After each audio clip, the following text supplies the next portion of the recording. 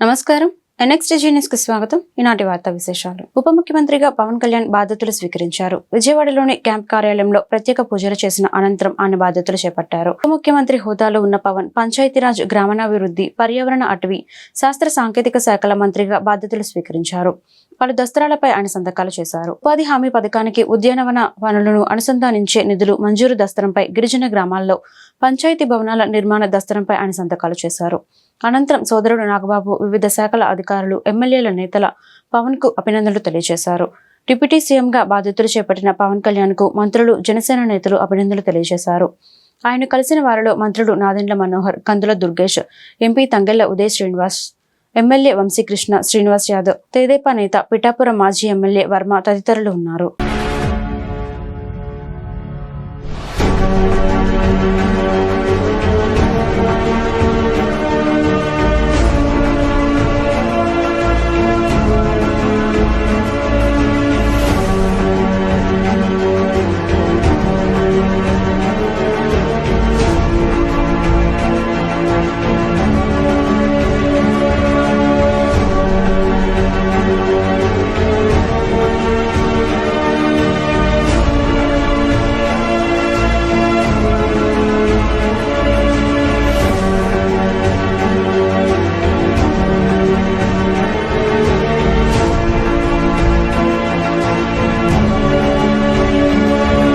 విద్య ద్వారానే ఉజ్వల భవిత సాధ్యమని గుంటూరు పశ్చిమ ఎమ్మెల్యే గల్లా మాధవి తెలిపారు. విద్యతో పాటు క్రీడల్లో విద్యార్థులు ప్రతిభ చూపాలన్నారు. పోషకాహారంతోనే సంపూర్ణ ఆరోగ్యం సిద్ధిస్తుందన్నారు. విద్యార్థి దశ నుంచే ప్రశ్నించే తత్వాన్ని అమలుపరుచుకోవాలన్నారు. బుధవారం స్థానిక 35వ డివిజన్ పట్టాభిపురం మున్సిపల్ హైస్కూల్లో స్టూడెంట్స్ కిట్స్ పంపిణీ కార్యక్రమం జరిగింది. ఈ కార్యక్రమానికి ముఖ్య అతిథిగా ఎమ్మెల్యే గల్లా మాధవి హాజరయ్యారు. ఈ సందర్భంగా విద్యార్థులకు ఎమ్మెల్యే చేతుల మీదుగా కిట్స్ పంపిణీ చేశారు. అదేవిధంగా స్కూల్స్ ప్రాంగణంలో ఏర్పాటు చేసిన విజయోత్సవ కేక్ ను విద్యార్థులతో కలిసి ఆమె కట్ చేసి ఆనందాన్ని పంచుకున్నారు. మేరకు విద్యాశాఖ అధికారులు ఎమ్మెల్యేను ఘనంగా సత్కరించారు. అనంతరం గల్లా మాధవి మీడియాతో మాట్లాడుతూ ఎన్డీఏ కూటమి ప్రభుత్వం విద్యారంగానికి అధిక ప్రాధాన్యత ఇచ్చి విద్యార్థుల ఉన్నత విద్యకు బాటలు వేస్తున్నారు. పట్టాభిపురం మున్సిపల్ హైస్కూల్లో విద్యార్థులకు కనీస వసతులు కల్పిస్తామన్నారు. ఈ కార్యక్రమంలో స్థానిక కార్పొరేటర్ బాబు, స్కూల్ హెడ్ మాస్టర్, ఎన్డీఏ కూటమి నాయకులు పాల్గొన్నారు. లంచ్ ప్రాపర్గా తీసుకోండి, డిన్నర్ ప్రాపర్గా తీసుకోండి, జంక్ ఫుడ్ తీసుకోకండి. ఓకే, అమ్మాయిలు మీకు ఫస్ట్ చెప్తున్నాను, ఫోకస్ ఆన్ యువర్ హెల్త్. ఓకేనా? హెల్త్ బాగుంటేనే మీరు ఏం చేయాలన్నా కూడా ముందు హెల్త్ ఇంపార్టెంట్. కాబట్టి జంక్ జోలికి వెళ్ళకండి, ప్రాపర్ డైట్ తీసుకోండి, కమ్అట్ విత్ ఫ్లయింగ్ కలర్స్. మీరు ఏం చేయాలి అనుకున్నా కూడా ముందు మనకు కావాల్సింది ఏంటి? హెల్త్. ఓకే, మిగతావన్నీ కూడా తర్వాతే.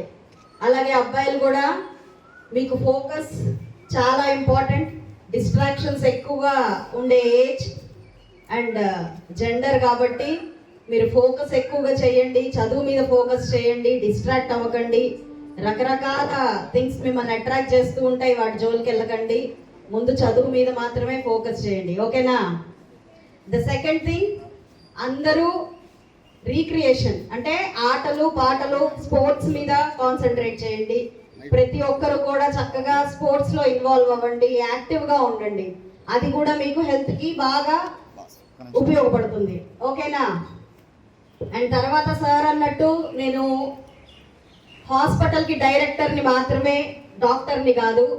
నేను సివిల్ సర్వీసెస్ చేసి ఐఏఎస్ కోచింగ్ తీసుకొని ప్రిలిమ్స్ క్లియర్ చేశాను. మీకులాగే చాలా తక్కువ స్థాయి నుంచి చదువుకొని రావడం వల్ల ప్రిలిమ్స్ క్లియర్ చేశానే తప్ప డబ్బులు మా నాన్నగారికి చదివించే డబ్బులు లేక నేను అక్కడితో అది ఆపేయాల్సి వచ్చింది. కానీ మీకున్న అడ్వాంటేజ్ ఏంటంటే గవర్నమెంట్ తరపు నుంచే ఇలా ఫ్రీగా ఉత్తమమైన మీకు ఉపాధ్యాయులతో, అత్యుత్తమమైన స్కూల్స్లో మంచి సౌకర్యాలతో మీకు ఈరోజు ఎడ్యుకేషన్ అనేది అందించడం జరుగుతుంది. అప్పుడు అలా ఉండేది కాదు. కాబట్టి మాలాంటి వాళ్ళు ఎంతమందో ఎన్నో ఉన్నత విద్యలు చేసి, అంటే నేను ఎంసీఏ చేసినా కూడా నేనేం చేయాలనుకున్నానో చేయలేకపోయాను. అప్పుడు కారణం ఏంటంటే ఆర్థిక పరిస్థితులు లేదా ఇతరత్ర కారణాల వల్ల చేయలేకపోయాను. కానీ అదృష్టవశాత్తు ఇప్పుడున్న గవర్నమెంట్లు మీకు ఎప్పుడు సపోర్ట్గా ఉంటున్నాయి. మీ చదువులకు కానివ్వండి, ఉన్నత విద్యకు కానివ్వండి. ఈ రోజున 35వ డివిజన్లో గల పట్టాపురం మున్సిపల్ కార్పొరేషన్ హై స్కూల్లో స్టూడెంట్స్కి, విద్యార్థులకి విద్యా కానుక కింద బుక్స్, నోట్బుక్స్, యూనిఫారము, కిట్టు కార్యక్రమం డిస్ట్రిబ్యూషన్ కార్యక్రమం ఏర్పాటు చేశాం. దానికి ముఖ్య అతిథిగా మన గుంటూరు పశ్చిమ నియోజకవర్గం శాసనసభ్యురాలు శ్రీమతి గల్లా మాధవి గారిని ఆహ్వానించడం జరిగింది. వారు ఈ ప్రభుత్వ కార్యక్రమంలో శాసనసభ్యురాలుగా ఎన్నికైన తర్వాత మొదటి కార్యక్రమంగా ఈ కార్యక్రమాన్ని భావించి వారు వెంటనే వచ్చి కార్యక్రమంలో పాల్గొని విద్యార్థుల్లో మమేకమైపోయి వారికి కానుక డిస్ట్రిబ్యూషన్ చేశారు. అట్లాగే స్కూలు స్టాఫ్ కూడా ఈ కార్యక్రమానికి హెడ్ మాస్టర్ వీరబాబు, అట్లాగే పీటీ సార్లు అందరూ కూడా, అధ్యాపకులు అందరూ కూడా ఈ కార్యక్రమంలో పాల్గొని కార్యక్రమాన్ని విజయవంతం చేసి శాసనసభ్యుల ద్వారా వారికి స్కూల్కి ఏమేమి కావాలో ఇస్తామని చెప్పి శాసనసభ్యురాలు మాధవి గారు వారికి హామీ ఇవ్వడం జరిగింది. భవిష్యత్తులో స్కూల్కి ఏ అవసరాలైనా కూడా వారికి ఏ సమయంలో వచ్చినా కూడా వారు సాయం చేస్తానని చెప్పి వాగ్దానం చేయడం జరిగింది. వారికి ప్రత్యేకంగా ధన్యవాదాలు తెలియకుంటున్నాం. అట్లాగే వారు వెళ్తా ఉంటే మార్గమధ్యంలో 35వ డివిజన్ శానిటరీ కార్యాలయం దగ్గర మన గుంటూరు పశ్చిమ నియోజకవర్గం ప్రజారోగ్య శాఖకు చెందిన శానిటరీ సూపర్వైజర్లు ఆనందరావు గారు, సోమశేఖర్ గారు, అట్లాగే శానిటరీ ఇన్స్పెక్టర్లు భాస్కరరావు గారు, అంగడి బాబు గారు, ఇంకొంతమంది శానిటరీ ఇన్స్పెక్టర్లు గుంటూరు పశ్చిమ నియోజకవర్గానికి చెందిన వారు పిలిచి వారి ఎమ్మెల్యే గారిని శానిటరీ డివిజన్ కార్యాలయంలో వారిని ఘనంగా సన్మానించుకున్నారు. వారు ఈ సందర్భంగా మాధవి గారు కూడా ఈ పశ్చిమ నియోజకవర్గంలో ఎటువంటి శానిటరీ ఇబ్బందులు ఉండకూడదు, ప్రజలకి పరిశుభ్రమైన వాతావరణం అందజేయాలని చెప్పి ప్రతి నిత్యము డివిజన్లో పర్యటిస్తాను, శానిటరీ సిబ్బంది బాగా పనిచేయాలని చెప్పి వారికి చెప్పడం జరిగింది. రాష్ట్ర ప్రభుత్వం కేటాయించినటువంటి స్టూడెంట్ కిట్స్ పంపిణీలో భాగంగా గుంటూరు పశ్చిమ నియోజకవర్గ శాసనసభ్యురాలు శ్రీమతి గల్లా మాధవి గారు ఈరోజు మా పాఠశాలలో విద్యార్థులకి ఈ స్టూడెంట్ కిట్స్ని ఆవిష్కరించారు. దీంట్లో భాగంగా ఇచ్చినటువంటి పాఠ్య పుస్తకాలు, నోట్బుక్స్ని, అలానే షూ, సాక్స్ వీటన్నిటిని విద్యార్థులు సక్రమంగా ఉపయోగించుకొని వారి భవిష్యత్తుకి మంచి బాటలు వేసుకోవాలని మేడం గారు ఆకాంక్షించారు. అలానే మా పాఠశాలలో చదువుతున్నటువంటి 500 మంది విద్యార్థులుగాను ప్రస్తుతం వచ్చినటువంటి 400 కిట్ని పంపిణీ చేయడం జరిగింది. మిగిలినటువంటి కిట్స్ని త్వరలోనే మిగిలినటువంటి వాళ్ళకి స్కూల్స్కి రాగానే పంపిణీ చేస్తాము. ఈ కార్యక్రమానికి ఇచ్చేసినటువంటి శ్రీమతి గల్లా మాధవి గారికి, కార్పొరేటర్ బాబు గారికి, అలానే ఎన్డీఏ కూటమిలో పార్టీ సభ్యులు, పార్టీ వాళ్ళందరూ కూడా చేసిన వాళ్ళందరూ కూడా మా పాఠశాల తరఫున ధన్యవాదాలు తెలియజేస్తున్నాం. ఏపీ హోంమంత్రిగా వంగలపూడి అనిత బాధ్యతలు స్వీకరించారు. సచివాలయంలోని బ్లాక్ 2లో దస్త్రాలపై సంతకాలు చేసి బాధ్యతలు చేపట్టారు. బాధ్యతలు చేపట్టిన అనంతరం వివిధ శాఖల అధికారులు, నేతలు ఆమెకు అభినందనలు తెలియజేశారు. రాష్ట్ర ప్రజలు సీఎం చంద్రబాబు ఆశీస్సులతో హోంమంత్రిగా బాధ్యతలు చేపట్టారని వంగలపూడి అనిత అన్నారు. తనను ఆశీర్వదించిన పాయకరావుపేట ప్రజలకు ఆమె ధన్యవాదాలు తెలియజేశారు. సచివాలయంలో బాధ్యతలు స్వీకరించిన అనంతరం హోంమంత్రి మీడియాతో మాట్లాడారు. నాపై పెట్టిన గురుతర బాధ్యతను సమర్థంగా నిర్వహిస్తా. దిశ పోలీస్ స్టేషన్ల పేరు మారుస్తాం. పోలీసుల్లో గత ప్రభుత్వ ఆలోచనలతో ఉన్నవారు పక్కకు తప్పుకోవాలి. ప్రజలకు అనుకూలంగా పోలీసులు పనిచేయాలి. సోషల్ మీడియాలో మనోభావాలు దెబ్బతీసేలా వ్యవహరిస్తే కఠిన చర్యలు తీసుకుంటాం. 100 రోజుల్లో గంజాయి, డ్రగ్స్ రవాణా చాలా మేరకు తగ్గిస్తాం. గత ప్రభుత్వంలో పెట్టిన అక్రమ కేసులపై విచారణ జరిపిస్తాం. బాధితులు కేసులు రీఓపెన్ చేయాలని కోరితే తప్పకుండా చేస్తామని అనిత తెలియజేశారు. లాస్ట్ 5 years లో లా అండ్ ఆర్డర్ విషయంలో చాలా ఇబ్బందికరమైన పరిస్థితులు ప్రజలందరూ ఎదుర్కొన్నారు. ముఖ్యంగా గంజాయి డ్రగ్స్ విషయంలోని కానీ, విచ్చలవిడిగా ఉన్న గంజాయి డ్రగ్స్ నిర్మూలించడం కానీ, అదేవిధంగా అమ్మాయిల మీద జరుగుతున్న అఘాయిత్యాల మీద ఉక్కుపాదం మోపడం కానీ, రాబోయే కాలంలో లా అండ్ ఆర్డర్ విషయంలో ఎక్కడా కూడా ఎటువంటి ఇబ్బంది లేకుండా ఆంధ్రప్రదేశ్ ప్రజలందరూ కూడా సుఖ సంతోషాలతో ఉండాలని మనస్ఫూర్తిగా కోరుకుంటూ దానికి మేమందరం కూడా కృషి చేస్తాం. ఈరోజు రాజు మారాడు, సైనికులు అంటే ఇంతకు ముందులాగే మేము వ్యవహారం చేస్తాము, ఇంతకు ముందులాగే మేము బిహేవ్ చేస్తామంటే కనుక అటువంటి సిచ్యువేషన్స్లో నేను చార్జ్ తీసుకోక ముందే చెప్పాను పోలీస్ డిపార్ట్మెంట్ వాళ్ళకి. అటువంటి వాళ్ళు ఎవరైనా ఇంకా ఆ బ్లడ్ అలా నడుస్తూ ఉంది అనుకుంటే కనుక ప్లీజ్ మీరే పక్కకు తప్పుకుంటే పని చేసే వాళ్ళు వస్తారు. నేను ఈ రోజు ఏదో చంద్రబాబు నాయుడు గారికో, పవన్ కళ్యాణ్ గారికో, ఎన్డీఏ లీడర్స్కో మాకో పనిచేయమని చెప్పట్లే. ప్రజలకు అనుగుణంగా పనిచేయండి, ప్రజా రక్షణ విషయంలో పనిచేయండి. మీరు ఏదైతే కాకి డ్రెస్ వేసుకున్నారో దానికి గౌరవంగా మీరు అందరూ పనిచేయండి అని చెప్తున్నా. దాని మీద నేను ఈ రోజుకి కూడా స్టాండ్ అయి ఉన్నాను. యాజ్ పర్ లానే వెళ్తాం, ఎక్కడ కూడా డీవియేషన్ అనేది ఉండదు. ఎవరైతే తప్పు చేశారో తప్పు చేసిన వాళ్ళకి ఎట్టి పరిస్థితుల్లోని శిక్ష మాత్రం పడుద్ది. అందులో ఎప్పుడో మేము చాలా రోజులైపోయింది మా మీద కేసులు పెట్టేసి మేము బెయిల్స్ మీద బయటకు వచ్చేసాం అనడానికి కూడా లేదు. ఆల్రెడీ బెయిల్ మీద బయటకు వెళ్ళిపోయిన వాళ్ళని కూడా తీసుకొచ్చి మళ్ళీ కేసులు ఓపెన్ చేసే పరిస్థితులు కూడా చాలా ఉన్నాయి. వాళ్ళు అదే రకంగా ఉంటాయి కనుక. సో అలాంటి సిచ్యువేషన్స్లో ఎక్కడ కూడా లా అండ్ ఆర్డర్ విషయంలో గుంటూరు తూర్పు నియోజకవర్గం పరిధిలోని 57వ డివిజన్ మధ్యరాల కాలనీ బసవతారక్ రామ్నగర్లో నివసించే ప్రజలకు మెరుగైన మౌలిక వసతులు కల్పిస్తామని గుంటూరు తూర్పు ఎమ్మెల్యే నజీర్ అహ్మద్ తెలియజేశారు. ఈ దిశగా యాక్షన్ ప్లాన్ తయారు చేయాలని మున్సిపల్ అధికారులను ఆయన ఆదేశించారు. సౌత్ సెంట్రల్ రైల్వే స్థలం వివాదం ఈ రెండు కాలనీలో ఉన్నందున అభివృద్ధి పనులకు కొంతమేరకు అవరోధం కలుగుతుందన్నారు. అయితే ఇక్కడ నివసించే ప్రజలు పన్నులు చెల్లిస్తున్న నేపథ్యంలో వారికి కార్పొరేషన్ అధికారులు వసతులు కల్పించాల్సిన బాధ్యత ఉందన్నారు. బుధవారం మధ్యరాల కాలనీ బసవతారక్ రామ్నగర్లో ఎమ్మెల్యే నజీర్ అహ్మద్ పర్యటించారు. కొద్దిపాటి వర్షాలకే రోడ్లు జలమయంగా మారడంతో ఈ కాలనీల అభివృద్ధికి సహాయక చర్యలు యుద్ధ ప్రాతిపదికన చేపట్టాలని కార్పొరేషన్ అధికారులను ఎమ్మెల్యే ఆదేశించారు. వర్షపు నీరు బయటకు వెళ్లేలా కచ్చా డ్రైన్లు ఏర్పాటు చేయాలని సూచించారు. ఈ కార్యక్రమంలో కూటమి నాయకులు పాల్గొన్నారు. ప్రాంతాల్లో చాలా కాలం నుండి మురికి కాలువలు లేక డ్రైనేజ్ నీరు మురికాలు లేక డ్రైనేజ్ నీరు కదలక ఇళ్లలోకి మురికి నీరు చేరేటువంటి పరిస్థితులు ఉన్నాయి. రాబోయే వర్షాకాలంలో మరింత వర్షాలు పడిన తర్వాత ఈ మురికి నీరంతా ఇళ్లలో చేరి ప్రజలకు అనేక రకాల వ్యాధులు సంక్రమించేటువంటి అవకాశాలు ఉన్నాయని చెప్పి ఈరోజు కార్పొరేషన్ అధికారులతో కలిసి ఇక్కడ పర్యటించి స్థానిక ప్రజల సమస్యలను ముఖ్యంగా కాలువల మీద వారి అభిప్రాయాలను తీసుకోవడం జరిగింది. ఎప్పుడు గతంలో రైల్వే ట్రాక్ ఆనుకొని ఉన్నటువంటి డ్రైన్ కచ్చా డ్రైన్ని కుట్టి అటు పంపించేటువంటి మార్గం ఉండేది. ఈరోజు రైల్వేస్ వాళ్ళు రోడ్డు నిర్మించడం వల్ల ఆ మురికి నీళ్ళంతా కూడా వెనక్కి తన్ని ఇళ్లలోకి ప్రవేశించేటువంటి పరిస్థితి ఉన్నాయి. దీని మీద వెంటనే ఒక యాక్షన్ ప్లాన్ని తయారు చేసుకొని కార్పొరేషన్ అధికారులు పేద ప్రజలు నివసించేటువంటి ప్రాంతాన్ని వెంటనే అభివృద్ధి చేయాలని చెప్పి మురికి కాలువలు డ్రైన్లు వెంటనే నిర్మించాలని చెప్పి వాళ్ళందరినీ కూడా ఆదేశించడం జరిగింది. దానికోసం అవసరమైతే కమిషనర్ గారితో సంప్రదించి అలాగే రైల్వే అధికారులతో కూడా సంప్రదించి ఈ ప్రాంత ప్రజలకు అవసరమైనటువంటి రోడ్లు కానీ మురికి కాలువ కానీ మౌలిక సదుపాయాలు కానీ పూర్తి స్థాయిలో రాబోయేటువంటి 2-3 నెలల్లో కల్పించేటువంటి విధంగా కార్యాచరణ సిద్ధం చేసుకొని ముందుకు సాగుతామని, అలాగే గుంటూరు నగరంలో ఉన్నటువంటి అన్ని ప్రాంతాల్లో కూడా పర్యటించి ప్రతి ఒక్క ప్రాంతం యొక్క సమస్యల మీద అవగాహన తెచ్చుకొని అధికారులని వాళ్ళందరికీ కూడా అధికారులను అప్రమత్తం చేసి ఆ కార్యక్రమాలని పూర్తి చేసేటువంటి విధంగా ముందుకు సాగుతామని చెప్పి ఈ సందర్భంగా తెలియజేస్తూ ప్రజలందరూ కూడా మీకు ఎటువంటి అవసరం వచ్చినా కూడా మీ సమస్యల మీద స్పందించడానికి మేమందరం కూడా సిద్ధంగా ఉన్నామని చెప్పి ఈ నెల 27వ తేదీన మంత్రివర్గ సమావేశం జరగనుంది. సచివాలయంలో సీఎం చంద్రబాబు అధ్యక్షతన ఉదయం 10 గంటలకు ఈ భేటీ నిర్వహించనున్నారు. కేబినెట్ సమావేశంలో చర్చించాల్సిన అంశాలపై ప్రతిపాదనలు పంపాలని అన్ని ప్రభుత్వ శాఖలకు ఆదేశాలు వెళ్లాయి. 21వ తేదీ సాయంత్రం 4 గంటల్లోపు ప్రతిపాదనలు పంపాలని ప్రభుత్వం స్పష్టం చేసింది. రాష్ట్రంలో కొత్త ప్రభుత్వం కొలువుదీరిన తర్వాత జరగనున్న తొలి మంత్రివర్గ సమావేశం ఇదే. జనసేన అధినేత ఉప ముఖ్యమంత్రి పవన్ కళ్యాణ్ కు అమరావతి రైతుల నుంచి అపూర్వ స్వాగతం లభించింది. మంత్రిగా ప్రమాణ స్వీకారం తర్వాత తొలిసారి రాజధాని ప్రాంతానికి వచ్చిన ఆయనకు అడుగడుగున రైతులు, మహిళలు, కూలీలు నీరాజనాలు పలికారు. సీడ్ యాక్సెస్ రహదారి నుంచి వెలగపూడి సచివాలయం వరకు పూలు పరిచి ఆహ్వానించారు. వైసీపీ ప్రభుత్వ హయాంలో అమరావతి ఉద్యమానికి మద్దతు తెలిపేందుకు పవన్ రాగా అప్పట్లో పోలీసులు అడ్డుకున్నారు. అయినా ఆయన వెనక్కి తగ్గకుండా ముళ్ల కంచెలు దాటుకొని వచ్చి మరి రైతులకు అండగా నిలబడ్డారు. ఆ సందర్భాన్ని గుర్తు చేసుకుంటూ అన్నదాతలు పవన్ మెడలో ఆకుపచ్చ కండువాలు, భారీ గజమాల వేసి కృతజ్ఞతలు తెలిపారు. తాళ్ళాయిపాలెం కూడలి వద్ద న్యాయదేవత విగ్రహానికి పవన్ పుష్పాంజలి ఘటించారు. కాన్వాయ్కు ఎదురుగా మహిళలు మోకాళ్లపై నిల్చొని నమస్కరించగా వారితో కరచాలనం చేసి ముందుకు సాగారు. సుమారు 6 కిలోమీటర్ల ప్రయాణానికి గంట సమయం పట్టింది. దారి పొడవునా ఎన్డీఏ పార్టీల జెండాలు, బ్యానర్లతో నింపేశారు.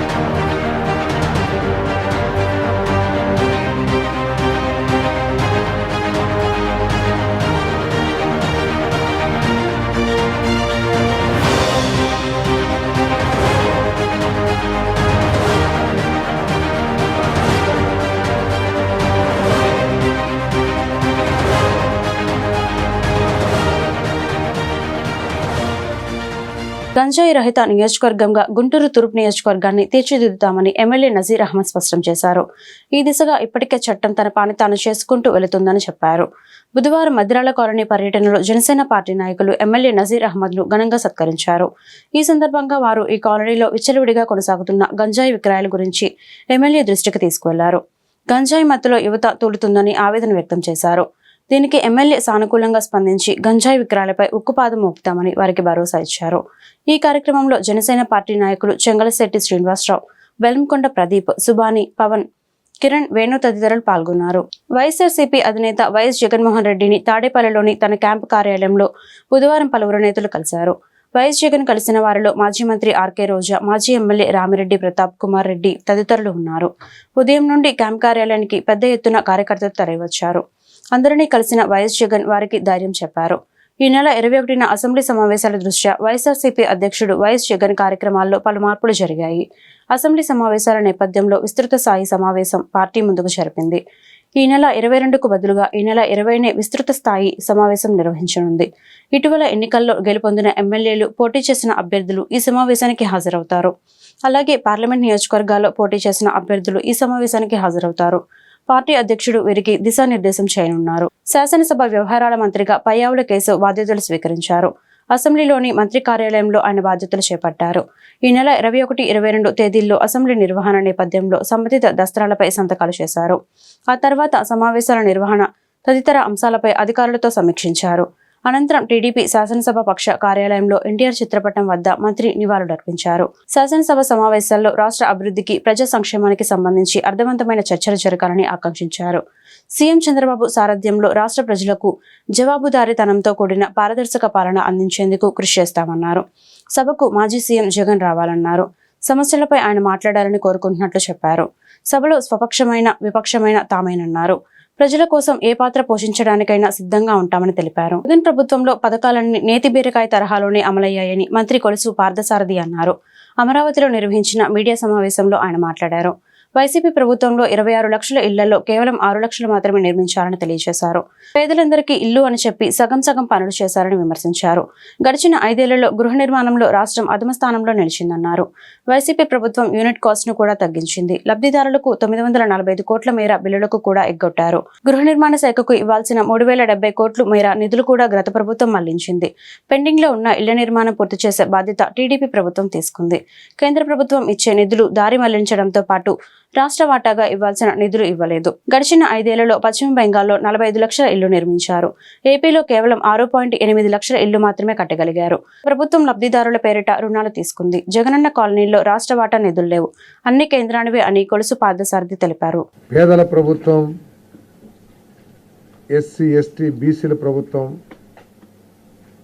అని చెప్పిన గత ప్రభుత్వం గృహ నిర్మాణంలో మాత్రం ఈ పేద వర్గాలందరికీ కూడా అన్యాయం చేసిందని చెప్పేసి మనం చేస్తా ఉన్నాను. నేను ఏ విధంగా అంటే, తెలుగుదేశం ప్రభుత్వం హయాంలో అంటే 2014-2019 మధ్యలో 2,50,000 యూనిట్ కాస్ట్గా ఉన్న గృహం యూనిట్ కాస్ట్గా ఉంటే, ఈ ప్రభుత్వం వచ్చిన తర్వాత, వైసీపీ ప్రభుత్వం వచ్చిన తర్వాత ఆ యూనిట్ కాస్ట్ని మొత్తం 1.8 lakhsకి తగ్గించేసింది. తగ్గించడమే కాకుండా రూరల్, కొన్ని అర్బన్ డెవలప్మెంట్ ఏరియాలు అయితే రాష్ట్ర ప్రభుత్వం ఒక్క పైసా కూడా బెనిఫిషరీకి ఇవ్వాల. మున్సిపల్ పరిధిలో మాత్రం 10,000 మాత్రం ఇచ్చారు, 30,000 మాత్రం ఇచ్చారు. 2014-19 మధ్యలో చంద్రబాబు నాయుడు గారు ముఖ్యమంత్రిగా ఉన్నప్పుడు ₹1,00,000 రాష్ట్ర ప్రభుత్వ వాటాగా ఈ స్కీమ్ని నిర్వహించారని చెప్పేసి ఈ సందర్భంగా తెలియజేస్తా ఉన్నాను. నేను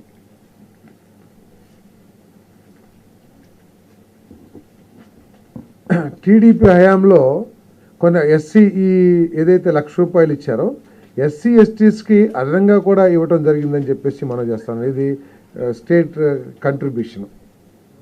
దాదాపు 3 లక్షల వరకు కూడా తెలుగుదేశం ప్రభుత్వం హయాంలో యూనిట్ కాస్ట్ ఉంటే దాన్ని పేదల ప్రభుత్వంగా చెప్పుకునే వైఎస్ఆర్ కాంగ్రెస్ ప్రభుత్వం 1,80,000కి తగ్గించటం ఒకసారి ప్రజలందరూ కూడా ఆలోచించాలని చెప్పేసి మీ దగ్గరికి మనం చేస్తా ఉన్నాను నేను. మరి అంతేకాకుండా తెలుగుదేశం ప్రభుత్వం 2014-19 మధ్యలో పూర్తిగా స్టేట్ ఫండ్స్తోనే రాష్ట్ర ప్రభుత్వ నిధులతోనే 4.43 లక్షల ఇళ్ళని నిర్మించి పేద ప్రజలకు అందించిందని చెప్పేసి కూడా మనం చేస్తాం. వైఎస్ఆర్ కాంగ్రెస్ ప్రభుత్వం యూనిట్ కాస్ట్ తగ్గించడమే కాకుండా స్టేట్ కంట్రిబ్యూషన్ని ₹1,00,000 నుంచి 30,000కి తగ్గించింది. కానీ తెలుగుదేశం ప్రభుత్వం చంద్రబాబు నాయుడు గారు ఉన్నప్పుడు 4.43 లక్షల ఇళ్ళని పూర్తిగా రాష్ట్ర ప్రభుత్వ నిధులతో నిర్వహించిందని చెప్పేసి మీ అందరికీ సవినీయంగా మనం చేస్తాను. మరి పేదల ప్రభుత్వం అని చెప్పుకునే వైఎస్ఆర్ కాంగ్రెస్ ప్రభుత్వం ఈ 4.43 లక్షల ఇళ్లలో దాదాపు సగం ఇళ్లకి 937 కోట్ల వరకు బిల్లులు చెల్లించుకోకుండా ఎగ్గొట్టిన వైనాన్ని కూడా రాష్ట్ర ప్రజలందరి దృష్టికి తీసుకొస్తుందని చెప్పేసి మనం చేస్తాము. జనవరి 2020 అట్టహాసంగా పాత బిల్లులను కూడా మేము రిలీజ్. ఈ వార్తలు ఇంతటితో సమాప్తం. మరొక బులెటిన్లో మళ్ళీ కలుద్దాం. అంతవరకు సెలవు. నమస్కారం.